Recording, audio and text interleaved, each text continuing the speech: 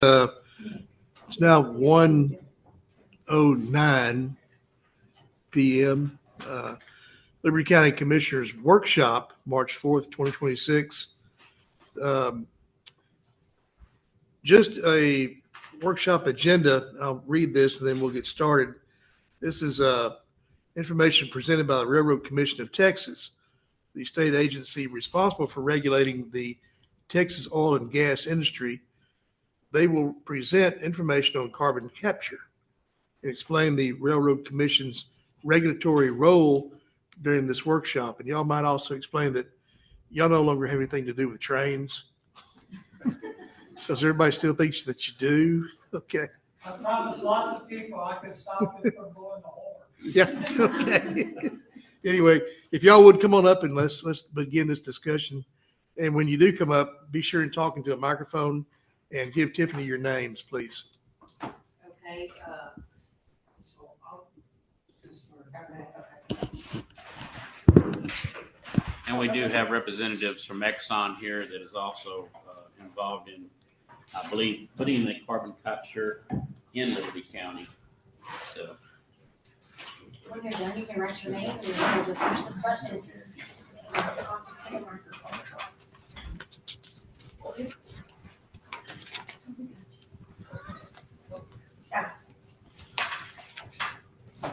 Yes. You don't have to talk directly into it. You can stand back from it. It'll pick you up.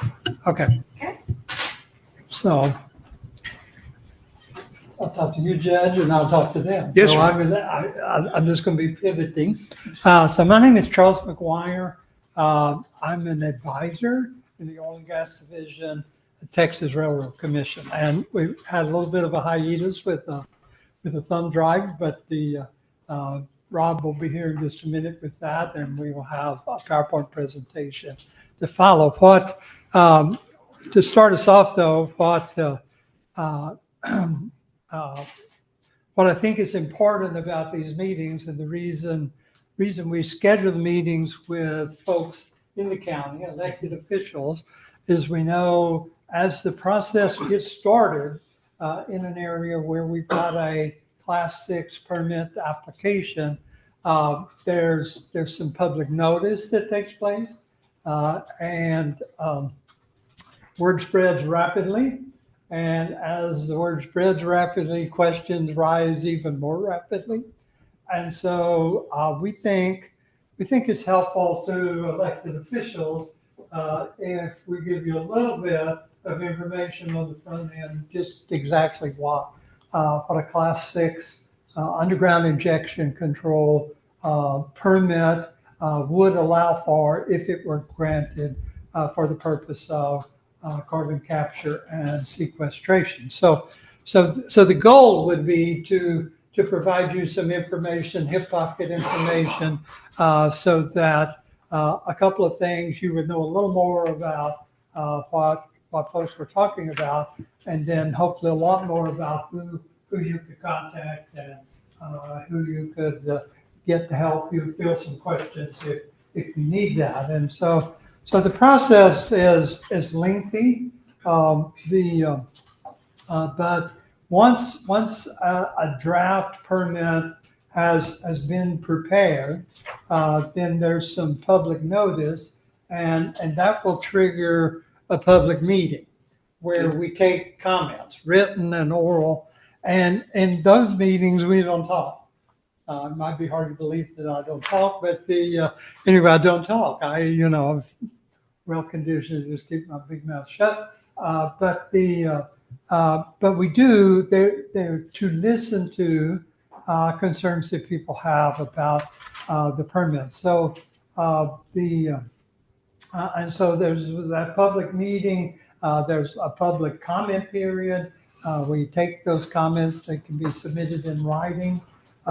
And we respond to those comments and then make a final decision about the draft permit, whether or not to issue a permit to the applicant.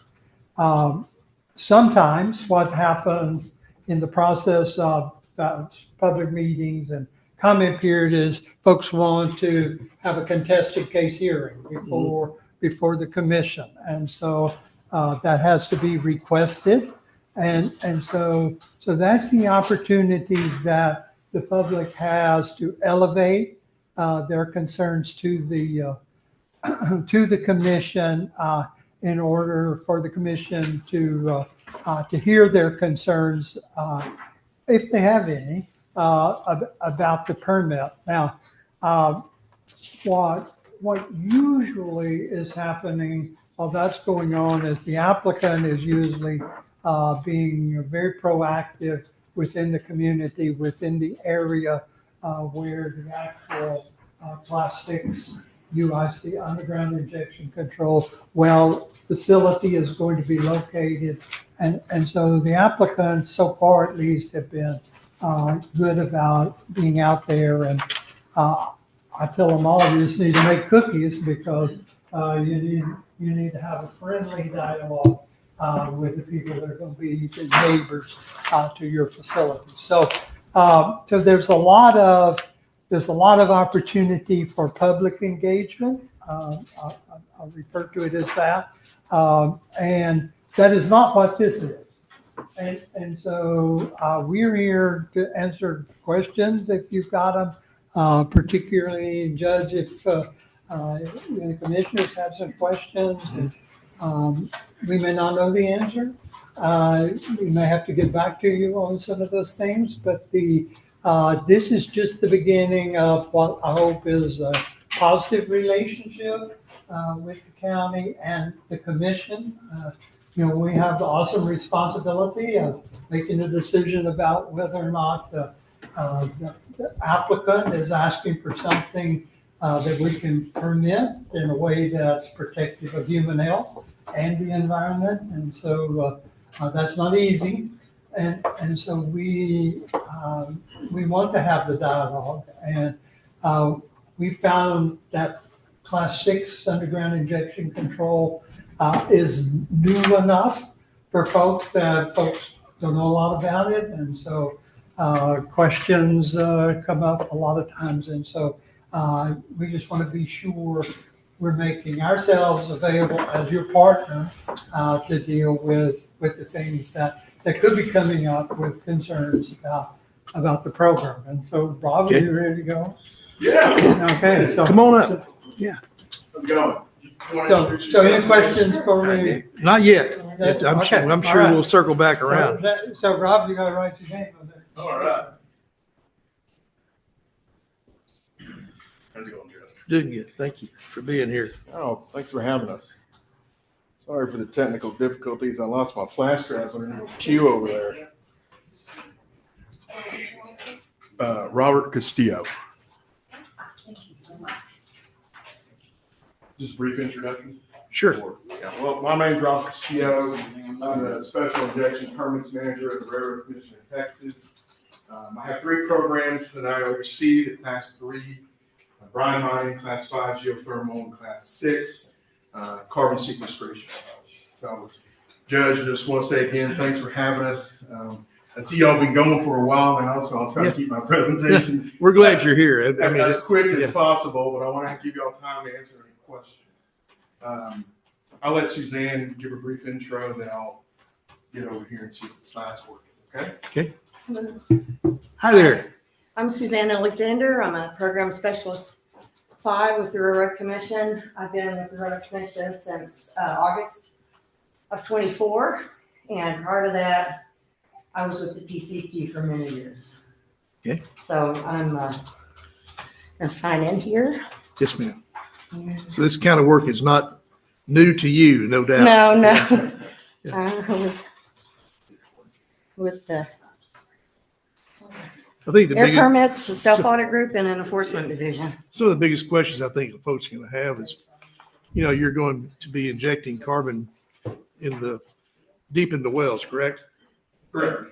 And just at what point in time will this carbon seep back out? Is it flammable? Will it potentially blow them off of a commode? I mean, that's kind of the questions I have people ask me. No, the Yeah. good thing about CO2 is it is a non-flammable gas. And where these operators are planning to propose injection sites, deep underneath the ground. You know, I was looking to see Yeah. where your average groundwater wells were. I think it's around 300 to 1,000 feet. Okay. These wells in Liberty County are planned for to be around 3,100 to 4,200 feet. Okay. That's plenty deep. Yeah.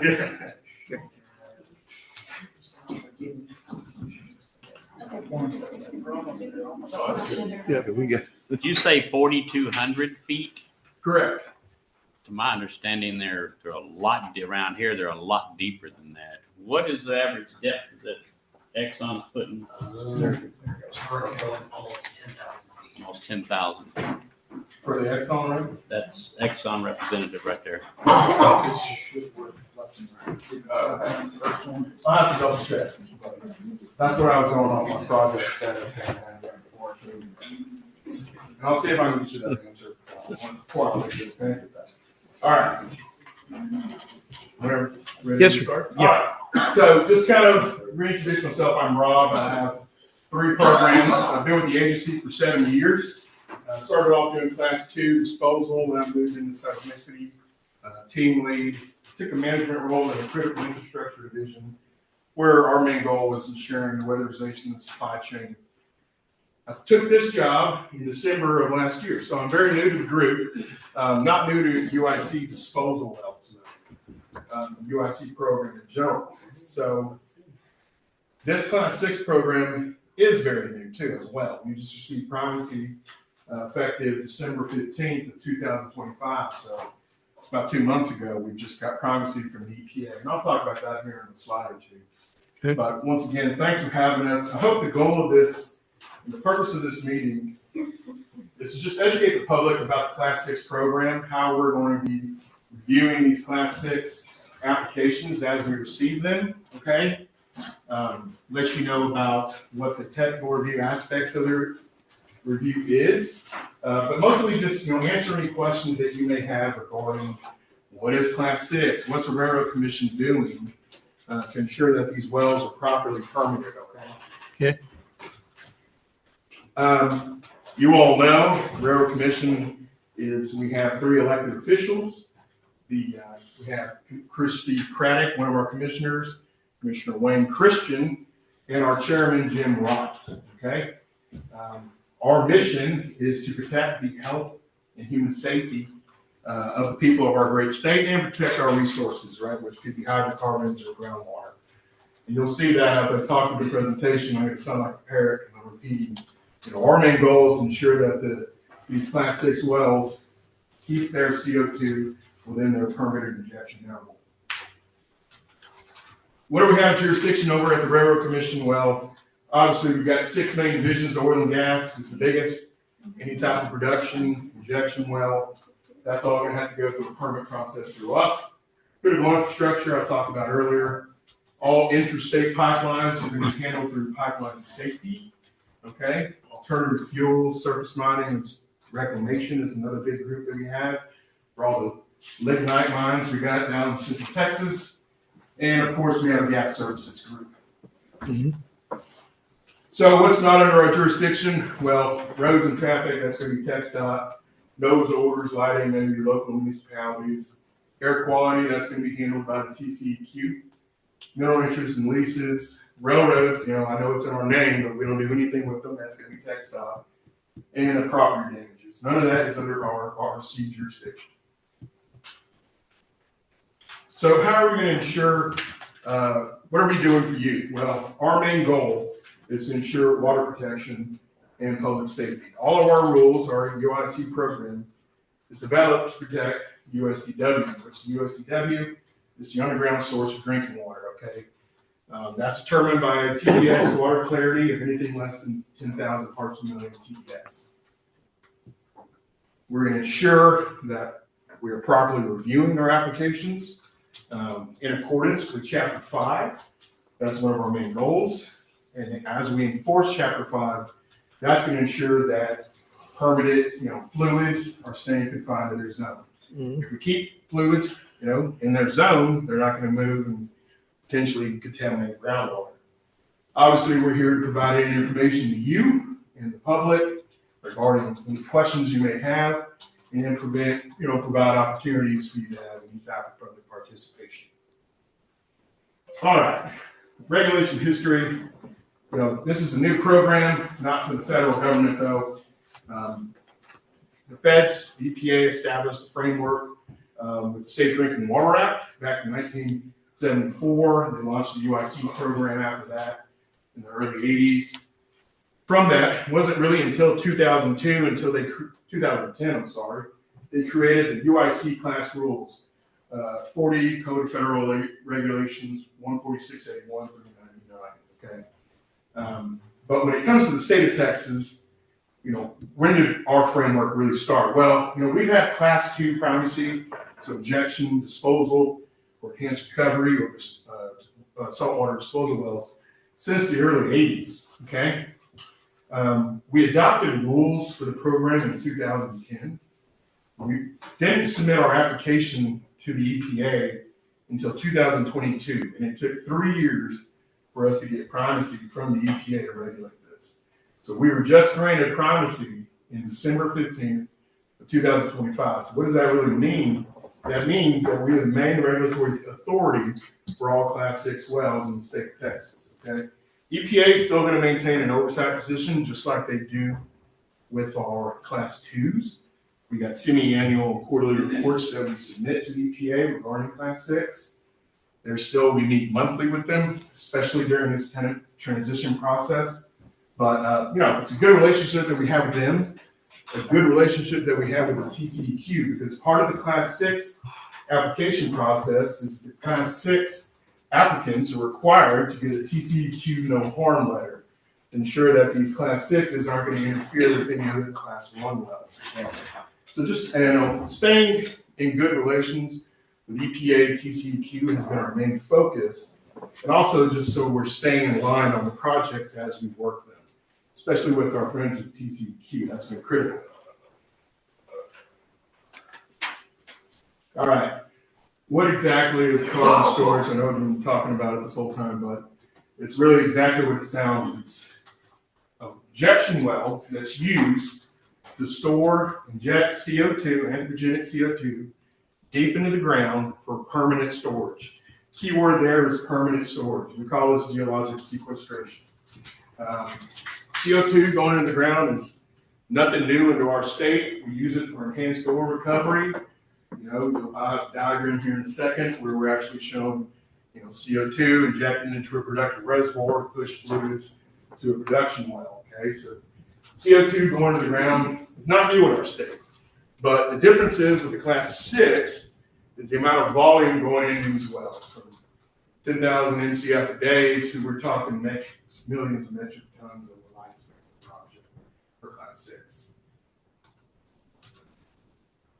What is CO2? I gotta have a slide in there. If we all remember from 3rd grade science, it's carbon and oxygen, but CO2 is a naturally occurring element in our atmosphere. We're all putting out CO2 right now, right? It's a colorless, odorless, non-flammable gas. I know, Judge, you just asked about that. That naturally occurs, volcanic eruptions put out tons of CO2 in the atmosphere, it's naturally occurring. It's also comes from a result of burning fossil fuels. So I'll talk about in a second where all of the source for the CO2 comes from, okay? But, just like any other gas, or if you think about water, if you're in enough higher concentration of CO2, it could potentially be dangerous, right? So CO2 actually displaces oxygen, okay? So it's making it kind of hard to breathe in higher concentrations.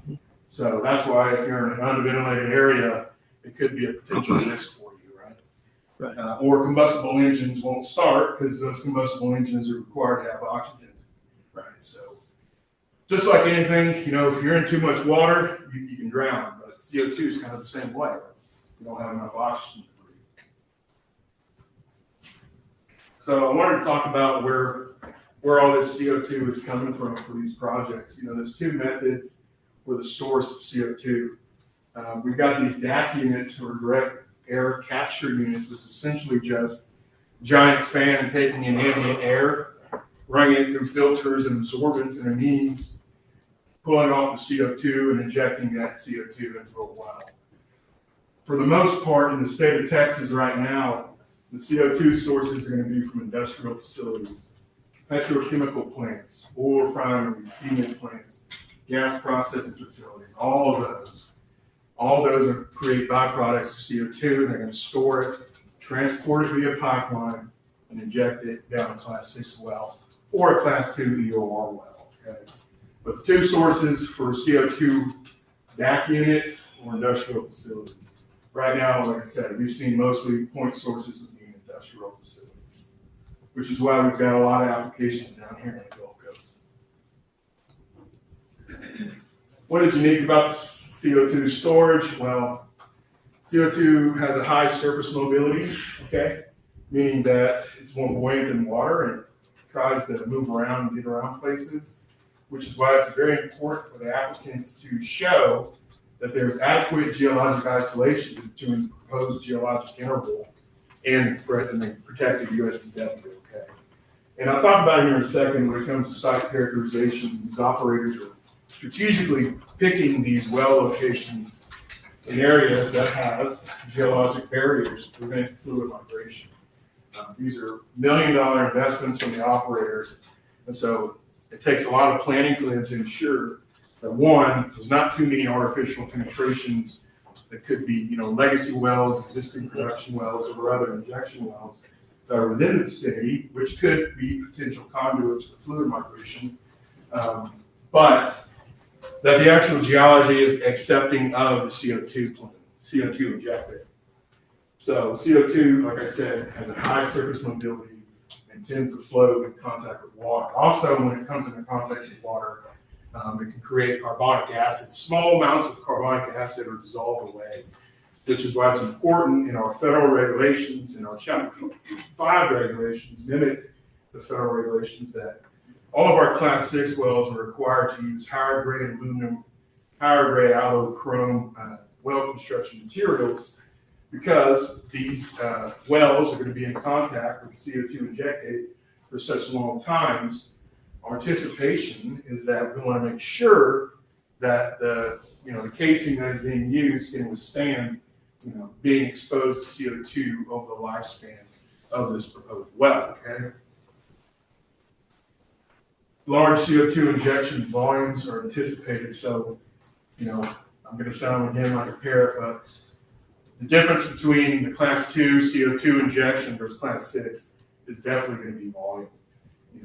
The high amount of volume that's going into these Class 6 wells requires that they do plume modeling. Actually, if you imagine a well bore going down, they're injecting CO2, depending on the reservoir characteristics, the plume is going to migrate in whatever direction is pushing off in the least resistance of pressure.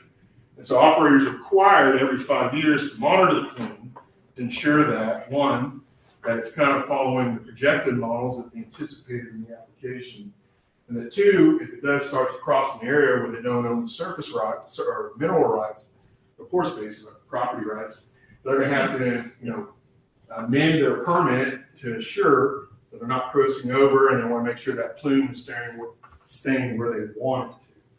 So that's why we have a very thorough AOR and corrective action plan that goes with these Class 6 permit applications. Are there any questions right now? I know I'm kind of no, okay. Primary goal, like I said, is to protect the USDW, okay? USDW underground source of drinking water, 10,000 parts per million TDS. All of our Class 6 wells are required to set surface casing and cement to surface down through the USDW. That was our main goal, to protect the groundwater. I talked about the Class 2 wells and the Class 6. You can see here, here's this Class 2 CO2 on the left. These are not shown there. Class 2 injection on the left, where they're injecting CO2 to enhance recovery of compartments. The difference is, like I said, what's injected in Class 6 is meant for permanent storage. We're not hoping to see that back at surface. The life cycle of these projects, it really starts with an initial meeting with the operators. and, them telling us, hey, we're gonna do an application here, we're getting ready for this, just be on the heads up. So they typically operators, they don't have to, but they usually meet with us to give us just a warning that, hey, we're gonna be submitting these applications. And they do that because they wanna run through their application to make sure, hey, did we kind of preliminarily get everything we need to? Because unlike our class 2 friends, the application costs for those are $250 or $500. These are $50,000 application fees. And like I said, these operators really want to make sure that they're doing it right the first time, right? That's the big thing. So we're going to receive their permit. We're going to review it. Our chapter 1 has a time frame of, I think it's around 180 days to issue a permit. However, we give them an additional 120 for any like RAD responses, meaning we're saying, hey, we're missing this information. So typically that kind of can really push it out to about 300 days total for the application to be reviewed. As we build this program out, we're hoping we can meet the more 180-day mark so that we can start getting these permits out more effectively. Before we had primacy, we're working with EPA. Operators were required to get a permit from EPA, and then they were required to get a permit from us. And so we're kind of working in conjunction, and so we couldn't get ahead of what they were doing, and we had to kind of keep up tempo with them. And so it kind of was a mess, but now that we have primacy, we're hoping that this process of getting permits in and out can get a little bit more streamlined. That's our main goal, is to enforce our 180 days mark. Once the operators get a permit, they're not allowed to start injection. There's an entire pre-injection checklist that the operators are required to do. They're required to do all the testing, logs, the testing of the geomechanics of the injectate stream, or actually the reservoir. There's a list of things the operators are required to do before we issue our authorization to inject letter. And so once we issue that ATI letter, or authorization to inject, then the applicant can start injecting. So then you move into that injection phase where they're actually injecting CO2. And so that lasts for however long the project is supposed to go.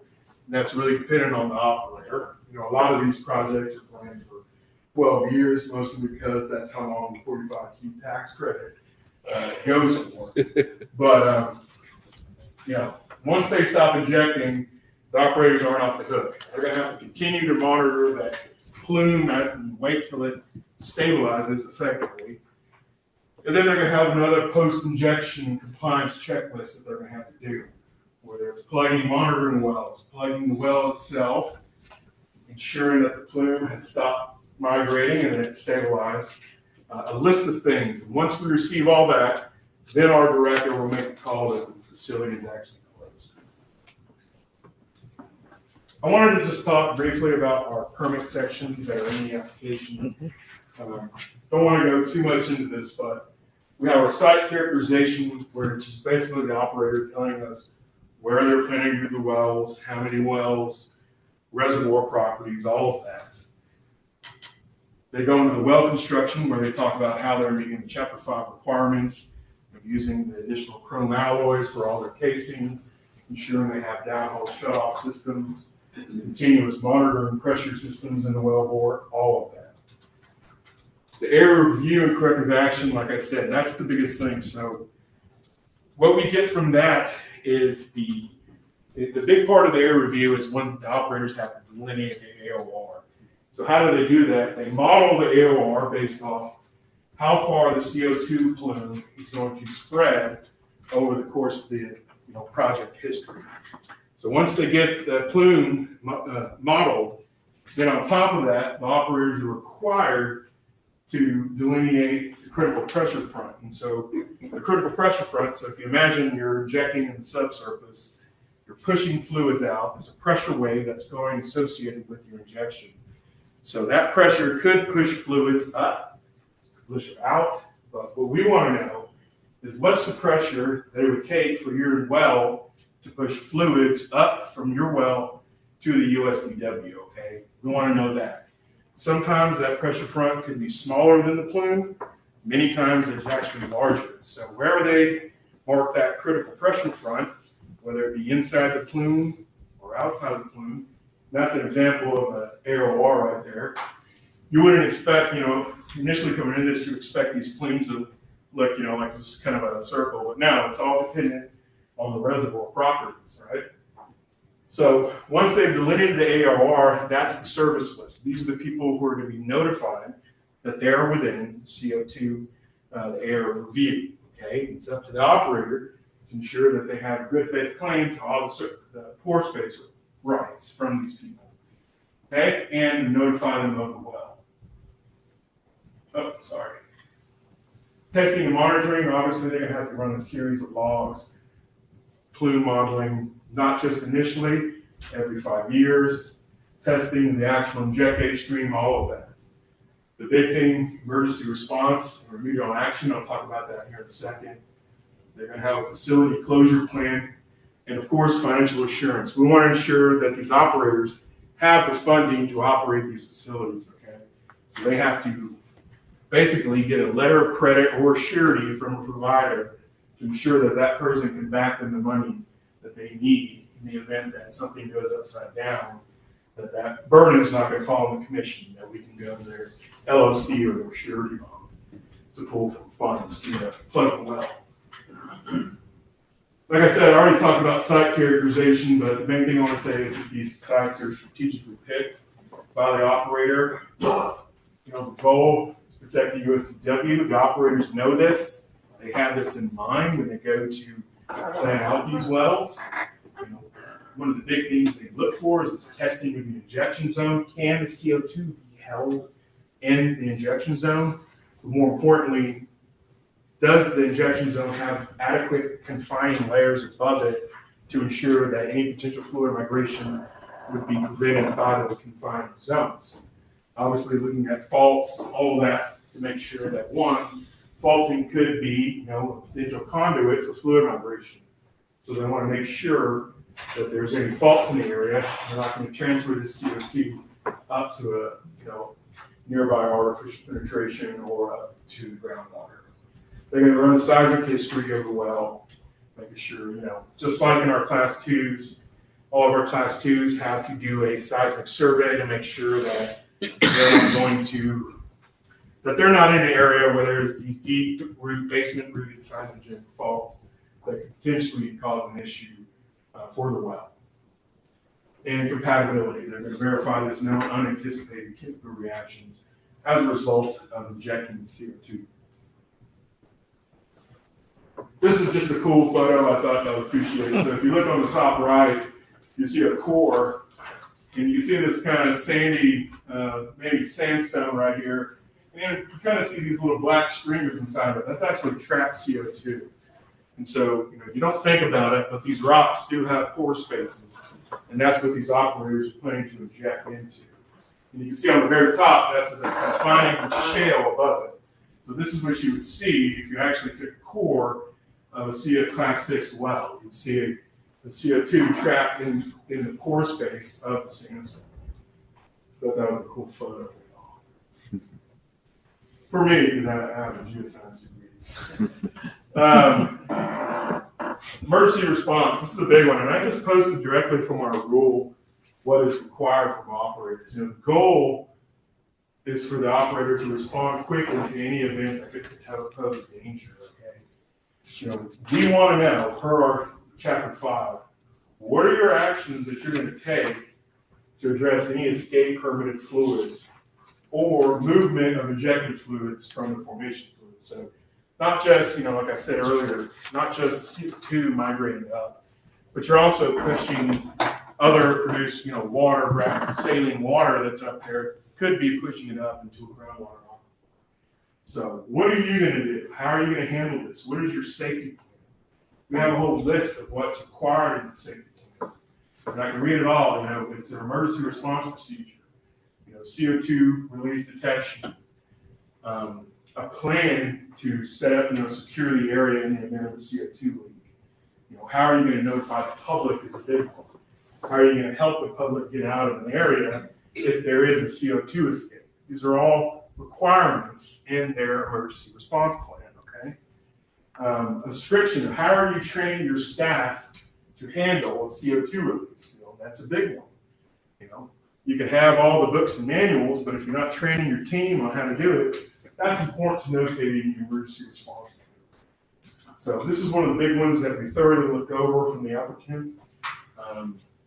And the big part about this is just, engagement from the operator to public, to y'all, to let them know, hey, this is what we're going to do. This is how we're going to help make sure that in the event of a potential groundwater contamination or escape, this is our procedure and this is what we're going to do. I put on there the post-injection site closure, what we call it PISC. I'm not cussing, it's called PISC internally. But project sites must pose no dangers to the USDW even after. So like I said, just because they're done injecting, they're still going to have to monitor the facility, right? Fluids can continue to move around. They're going to have to wait until the plume has stabilized before they can actually leave and close the site.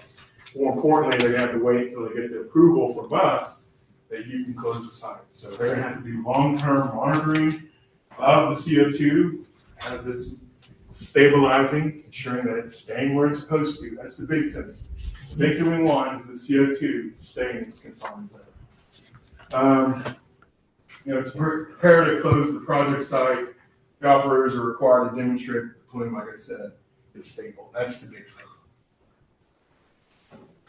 I want to talk very quickly about the pipelines. All of our RC inspectors are PHMSA certified, to inspect these pipelines. PHMSA has done a very good job of working with our agency, training our team on how to handle these liquid and high gas, high pressure systems. All of our inspectors go through this training. So any interstate pipeline, even CO2, is inspected by our agency, I think I have a photo, but maybe I'll take it off with all the CO2 pipelines. But one thing I want to say about CO2 pipelines is that CO2 is, transported as a liquid or supercritical fluid through pipelines and operates at pressures usually between 1,200 and 2,200 psi. So it's high pressure, low temp, very high pressure lines. We got a lot of about 5,000 miles of existing CO2 projects or pipelines in our U.S. Most of them going from storage facilities to EOR projects. Any release, or which I guess you could say a pipeline break, we call that a release, they can be harder to observe and avoid, especially because the release plume spreads and migrates quickly, right away. I think there was an incident in Tarsha, Mississippi, where they had, I think it was just the ground was shifting and it broke one of the pipelines. I think that's more of the danger of these Class 6 facilities than actually injecting one under the ground. It's just maintaining of their pipelines. CO2 pipelines release significantly increase the possible effective or potential impact. Like I said, the big thing with these pipeline releases is the fact that CO2 displaces oxygen in high concentrations. If you're in an unventilated area, it can be very dangerous, right? So this is all stuff that the operator is required to address in their emergency response plan to ensure that, one, in the event there is a CO2 release from one of their pipelines, they're going to ensure that they can get the public out, get the public aware, more importantly, so that there's harm to things happen to the neighborhood that could happen. Public participation, I'm almost done, I promise. Public participation, applicants are encouraged to do public outreach. Hopefully, I don't know if any of the applicants have already met with y'all regarding these Class 6 wells. I'm sure they have.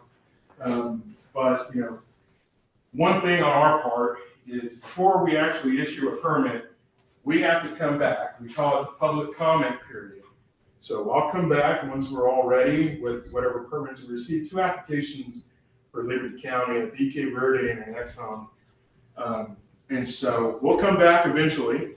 We'll bring a draft permit, fact sheet, and Suzanne will be there too. And we'll come back and we'll have a court or a transcriber. Basically, we're going to lay out the facts of the project and we're going to open it up for public comment. Okay, we're going to sit there for 2 hours. Any comment that you guys may have, We're gonna have someone taking notes, and we're gonna receive it. May not have too much involvement answering questions. This is mostly just an opportunity for the public to voice their opinions on the proposed facility, okay? Once we get all those comments, then we're gonna go, depending whether or not there's a protest or not, that'll determine what we do next. If there's not a protest, we're gonna move forward to the permitting process and get it permitted out. If there is a protest, then we're gonna take that to pre-hearing. In pre-hearing, they're gonna determine whether the hearing has merits, meaning they're gonna define whether the person who protested is an actual affected person, okay? And then that administrative law judge will either say, these people are affected people or not. If they determine they're an affected person, then pre-hearing will move to an actual hearing on the merits, to which we'll have a 4 or 5 day hearing on the application. The ALJ and technical examiner will draft up a proposal for final decision. That decision will be taken to our commissioners, and the commissioners will vote on it at conference. So that's kind of the process of whether an application gets granted or if it gets protested. The big part, like I said, is the public comment period that we are required to come and do for every application that comes across our desk. We will go to every county and city nearest to these Class 6 facilities and take in public comments. We'll do both an in-person and a virtual for people who may not be able to make it. Our goal is to make this as accessible as possible for everyone. All right. In summary, what is CO2 storage? It's just deep injection of CO2. Keeping the fluids confined in their permitted zones. Protecting groundwater. That is what we care about. Our regulations are designed to protect USDWs by preventing fluid migration. We're a very new group. I've got about, I've got 3 engineers, 1 geoscientist, 1 PhD in controls engineering. I've got a program specialist with a TCEQ. We're building this team out. We're hoping that we know we can review these applications. It's just, the big hiccup right now is just the response time by operators, right? We can't dictate that. Ideally, like I said, the main goal is to make sure that all the applications coming through are meeting every chapter 5 requirements. And we feel like we've done a pretty good job of that. To date, we've only issued 1 permit, the Oxy Brown Pelican out in West Texas. But right now we've got about 16 applications or 17 applications that we're working on. So yeah, we're really excited about the program. I know I talk fast, but I didn't want to keep you guys here long because I know y'all are going. But I think honestly, that is all I had to say. So if anyone have any questions, you want to ask me or? Yeah. So CO2 is a greenhouse gas, right? And you said you want to contain it. I thought one of our applicants in the Devers area, where they were going to lease tens of thousands of acres, that CO2 would migrate to the surface and be transformed along the way. Now, we have an Exxon representative that is putting a well in the Devers area. Is that the same one that became before us? I don't think it is. I think that one canceled. That's where my previous. Yeah, because I think that the Doge cuts earlier this past year canceled many of the Biden era grants that were going to build these CO2 wells. Is that correct? Anybody know the answer to that? No, I don't know. Do you, Charles, anything? So the Class 6 injection carbon sequestration program is incentivized by Section 45Q, the Internal Revenue Code, which is a tax credit. Okay, so the Department of Energy is providing all kinds of grants to also help maybe deal with infrastructure requirements for these kinds of projects. So it's being incentivized almost in every possible way by the federal government. Yeah. and so the incentive for the oil company though is to buy the carbon credit, right? Well, so Or to there are sell also credits. credits. Huh? But the tax credit from that they get for tons of CO2 Injected. sequestered, is, I think that's the primary motivation. You have an answer? Yes. Judge, we come up there. Come on. Go from here. Yeah, come on up here, please. Okay. Hadn't seen you in a while. Well, I just want to sit back and listen. Real quick, Justin Stegall, ExxonMobil. I'm on the pipeline side. Oh, Yeah. First of all, Rob, you had a great presentation. I actually really liked It it. is. It was really good. Sorry, I ran through it quickly. No, Yeah, thank you, appreciate it. You had a lot of good stuff in there. So, real quick, can I just touch a few points you did just to add a little color? I think it'll Yep. benefit y'all. Sure. On the groundwater monitoring, everything you said was completely accurate, okay? But I can speak specific for us. So, we've got a project over in Jefferson County that actually goes to contested hearing next week before the commission. So I'm a little involved with it, but we're teed up for that. It's on the 16th. But I can speak to that project specifically. It's already built and in the ground, ready to go. It's been ready to go for over a year. We kind of got hung up as he was explaining the transition. We applied for the Class 6 through EPA, and then everything rolled over with to the Railroad Commission. And so now we're going through the Railroad Commission and through the contested hearing process that'll happen next week. But specific to groundwater monitoring, we completely agree. We're monitoring that. What's unique on that project, there's 3 injection wells. But on top of that, we've also got groundwater monitoring wells in addition to that. That collects that data. We monitor it real time at our control center, just like we operate our pipelines. It's all out of the same place. 24/7, somebody's watching it at all times. So we're not only monitoring, the flow rates going in, we're monitoring where the plume goes and the pressures, just like Rob was saying. We're also monitoring all the groundwater wells. But the groundwater wells that we're dealing with are all usually less than 100 feet. And we're in the range of the highest, 35 to 4,000 feet, all the way down to over 8,000 foot. So a lot deeper. So you can see, he was 100% right. The areas that not only us, but other companies are looking at this, let me back up. Essentially from Mississippi, from Biloxi to Corpus, and 100 miles in from the Gulf, from the Gulf, and then offshore as well, is some of the best pore space for CO2 injection anywhere in North America. It just so happens that it's on top of where we've got all this large industrial complex, if you would. And so then you pair that down to the areas like over there, the areas that we're looking at here in Liberty County. What we're looking for are areas with really good underground dirt, multiple layers of impermeable rock to keep everything from coming up, but also where there's been little legacy oil and gas development. Part of the thing that we have to do, and Rob touched on it, but when we look at an area, we look at all the historical records for the last 100 years of what was developed there. And then we go out and then we go check it. And then we did, and I don't know about all operators, but we did an additional step. We actually flew airplanes and drones with LiDAR, and we can actually see, feet underground where there might have been a well there 70 years ago that somehow didn't make it on the list. And if anything pings, we go out and dig it up and go look for it. And so those are all the steps that we have to give to the commission and to the EPA previously, et cetera, to show that if there's any issues with the well, we make sure it's capped, all the things like that, because we don't want to have a source for anything to come up, on those layers of impermeable rock.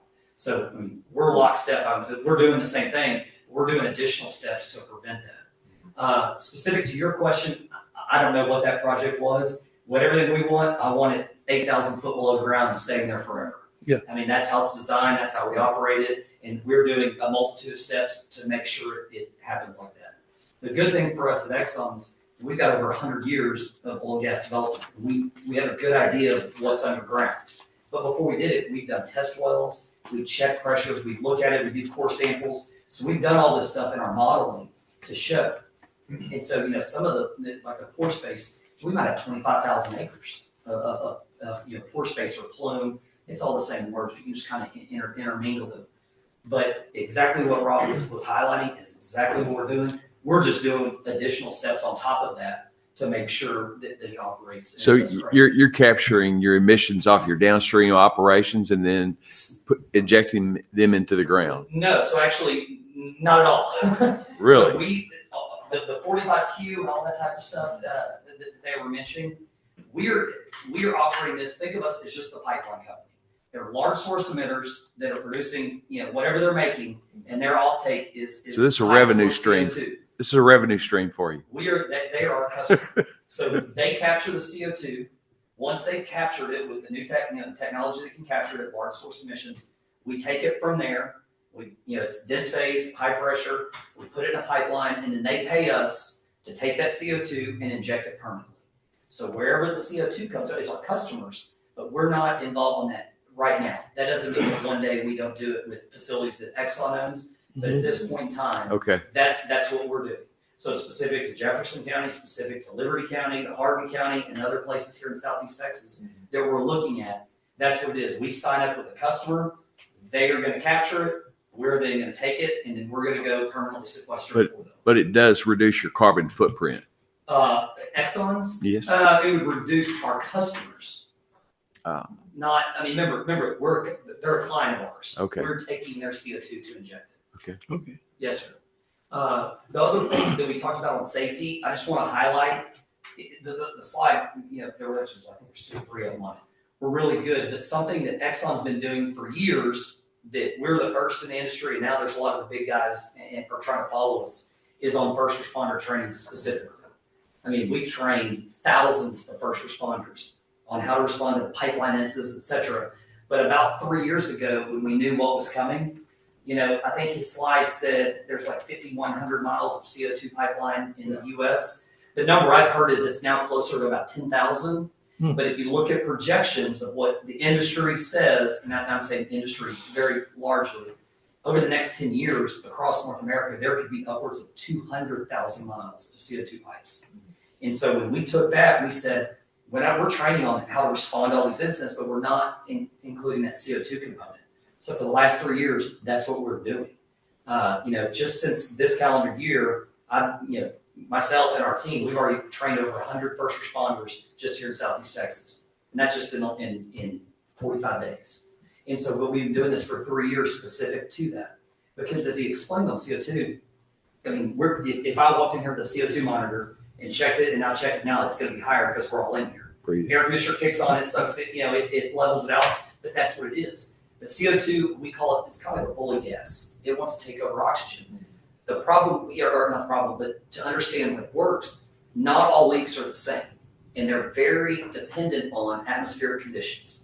If it's right now, if the wind's blowing, it's warm in the day, you could have a CO2 pipeline out this window and it leaks. You could walk up next to it and you'd be perfectly fine. But the general public and first responders may not know that. Now, if it happened at 2:00 in the morning on a December day where it's 38, but it's kind of foggy and misty and no wind, well, that CO2, instead of going up in the atmosphere and naturally just releasing, it might settle and fall, and then that could be an issue. So teaching first responders, how do you respond? Their job's not to go in and fix it. Their job's not even to go in and put it out, or not put it out, but it's to respond to the public, keep the affected public out of the way. Or if there was somebody that might have been impacted, what do they need to have to be able to go get those people to safety? So we do all of that types of training. We've been doing it. We just hosted a big event at Teaks last weekend, or 2 weekends ago. We got another one in April with 3 more just this calendar year. And we do 4 of those a year. So we do this mobile training, and then we do stuff at different fire departments. We've been working with Devers, because Devers and Liberty, that's the one closest to everything we're doing. Okay. Did I answer anything? Yeah. So, but yeah, it was a great presentation. I think he hit on a lot of the stuff. I just want to kind of add a little color and flavor on it. That did. What was there? Anything else? Stupid question, just. There's no stupid questions, only stupid answers. What's the difference in this CO2 between that which I put on a fire truck and a CO2 extinguisher, and what's in my drink from Whataburger and dry ice? Absolutely nothing. It's all CO2. It's just the quantity and the It's density. the quantity and density of where you're putting it. And we can't put that in the fire truck somehow and put fires out with it? I don't know. Somebody smarter than me has to figure that one out. You joke about that. So we did a big STEM deal, and we're doing it with a lot of high school and college kids, and we've done it at Rice, we did it at Lamar. In the summertime, we bring kids from all over Texas, all over Louisiana, Mississippi, and Alabama, and Tim. We've done it for everybody. We literally let them use CO2 to make their own drinks, to make Dr. Pepper, Coke, or whatever. And then we show them how all this works. We do STEM training for kids. to show them that, this isn't, to, understand what it is and what the components of it are. And just a big pressurized fire truck back up to it, throw a hose in there and open the valve and freeze it. Well, then you have to be able to control it, I guess, and then be able to use it, right? Yeah. There's gotta be some science in there that I'm missing to make it work, but I understand the concept of it. I'm not an engineer on that, I promise you I'm not, so. But yes, but it's all the same CO2. Seems like we have ample supply, just like water. We do. And I do think that, the 45Q credits that you were referring to earlier and all this, I do think that if you don't see the forest for the trees in the future, the oil and gas industry, this type of technology is what is going to sustain us for the next 50 or 100 years. Because whether you agree with it or not, and this is me speaking, this is not excellence, I just want to be candid with y'all. But I do think that if we can do things with less emissions, that's a good thing. And as the technology, it's already there, but as it gets better and it's more well-known and understood, this is where it's going. And fortunately for you guys, for Liberty County and this whole part of Southeast Texas, all the way essentially to Corpus, you guys are sitting on the perfect spot for this. And what's unique, something a little different, I'm gonna say 99%, because it's not 100% every once in a while. But when you inject in the ground, you're paying the surface owner, not the mineral interest owner. And that's what's different. So there's a lot of folks over in eastern Liberty County that maybe they own 20 acres or 1,000 acres or a quarter of an acre, but they don't know the mineral interest. And so if there was ever legacy production, they never got a dime of it unless there was a surface impact. Yep. Now they do. And what's unique when you see the plume modeling, we might have a well here, but our plume modeling shows in 30 years, one molecule might go 11 miles in a direction. Well, we're negotiating with them now and buying that. So you as a landowner 11 miles away will never know, never see, but because the models show, we're paying you for that pore space because you're the surface owner. The presentation, pardon me, that we saw showed the wells located in close proximity and that had the horizontal drilling like the fracking in South Texas. We're not horizontal drilling. Is that right? Everything's straight down. But that's what we saw. Yes, sir. That's the presentation that we saw in this court. it, And just to be fair, I'm retired ExxonMobil, so fantastic. so No. All of us is straight, straight vertical drilling. okay. So all the information he gave about the well casings and all that type of stuff and the type of metal and everything used, Yeah. that's all what we're doing. And The only difference is, to add to it, is we've got other wells that are just strictly groundwater, water, and monitoring wells. Because we want to know just as much as the Railroad Commission, the EPA, we want to know what it's doing under there. Because then as it migrates, you can change the pressures of the wells. There's different things you can manipulate of where it goes. And just a comment, that 30-inch Bahia pipeline that just came through on the western part of the county was a CO2 line. So they're Yeah. just They're coming all over the place. They are. that, we are and in- 30 inches huge in the underground pipeline world. It's getting there. It's getting there. So, I come from the pipeline side. And so for us, as far as building a CO2 pipeline, it's no different than a crude line or a gas line or a products line. We're still, 3 to 4 foot cover. We're still buying easements and right. We're doing everything the same way.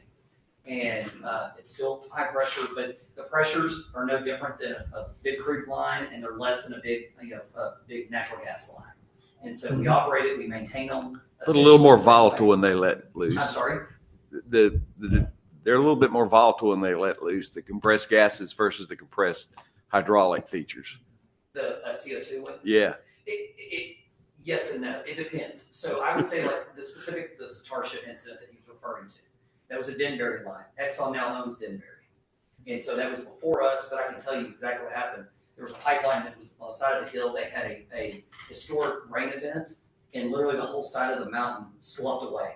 And the pipe became exposed. It was unsupported, and it happened. It wasn't because it was a CO2 pipe. It could have been a water line. Right. It was purely a coincidence of what exactly happened. There was the perfect set of circumstances that allowed it to happen.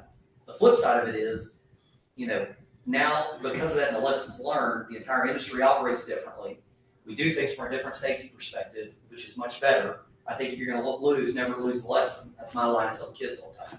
And so because of that, and then how we respond, all the training and notifying folks and all that kind of stuff, everything's completely different because of that specific incident. So Okay. it was a tragic incident, but by the same token, there were a lot of lessons learned and we're better because of it. Yeah. So, Okay. did I get it all, Bruce? Did I miss anything? I believe you got it. Yep. I believe you All got right, thanks, guys. it. Thank you. All right. Well, Yes, sir. that's all I got. I appreciate y'all letting Yeah. us come here. Thank you so much. Yeah, Appreciate appreciate it. y'all coming. And about 9 minutes after 2, we'll go ahead and